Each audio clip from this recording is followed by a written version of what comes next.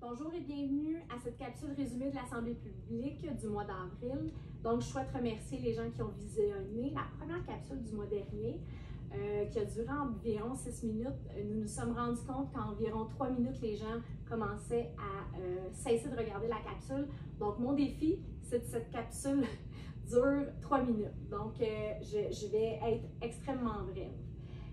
Malheureusement, je dois débuter cette capsule en parlant de l'incendie qui est survenu dans la nuit de mardi dernier. C'est un commerce et des citoyens qui se retrouvent sinistrés suite à cet incendie.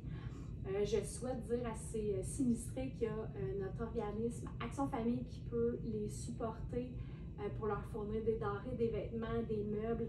Donc, j'invite tous les sinistrés à les contacter.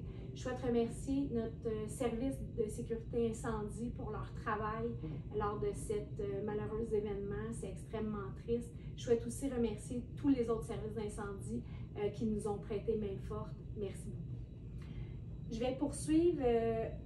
Juste avant l'Assemblée publique, nous avons présenté aux citoyens un projet d'acquisition d'immeubles. Donc, on parle de l'immeuble de la Caisse Desjardins sur notre territoire.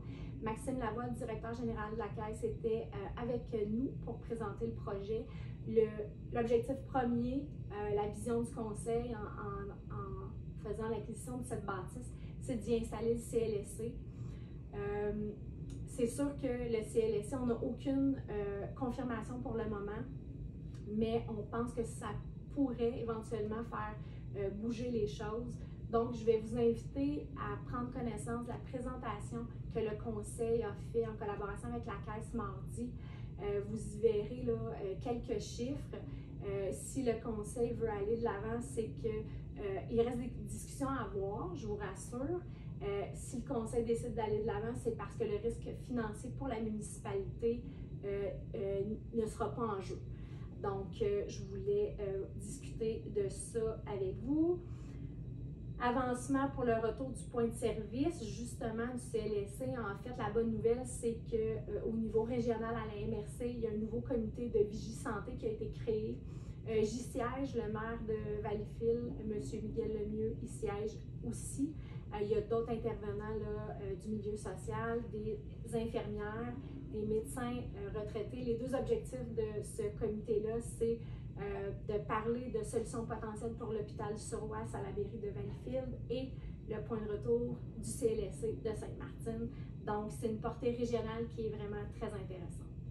Au mois de mars, je rencontrais les fonctionnaires du MTQ, notre députée Mme Mallette et M. Fréchette, directeur du cabinet de Mme Guilbeault, pour parler des étapes d'un projet tel qu'une réfection de pont. Donc, en ce qui me concerne, c'est le pont Jeannot. Ce sera très long. Je ne vous dirai pas en détail chacune des étapes. Ce que je peux vous dire, c'est qu'au printemps 2024, on devrait savoir si le MTQ envisage de reconstruire le pont ou de le réparer. Lors de l'Assemblée publique, nous avons octroyé les contrats là, pour l'entretien ménager de nos immeubles à entretien jet bleu au montant de 44 405 $, montant prévu au budget. Nous avons aussi, nous faisons partie de l'UMQ, l'Union des municipalités du Québec. Nous avons un regroupement pour l'achat du sel de déglaçage pour les chaussées.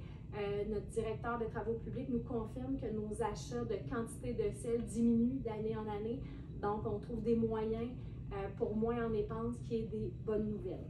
Je vais terminer par vous dire que côté subventions aux organismes, nous avons accordé un montant de 250 $ au CPA Sainte-Martine pour leur spectacle annuel. Donc, c'est ce qui complète la capsule ce mois-ci. Merci beaucoup.